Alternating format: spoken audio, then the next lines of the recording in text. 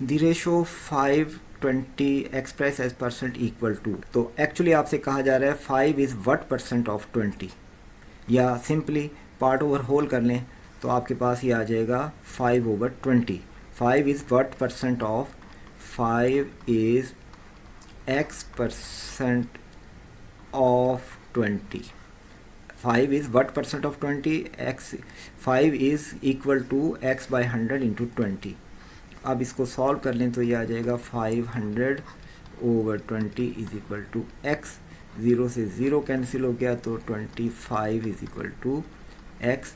तो ये परसेंटेज में लिखा गया जो कि ऑप्शन सी है, इसलिए इस क्वेश्चन का करेक्ट आंसर है ऑप्शन सी।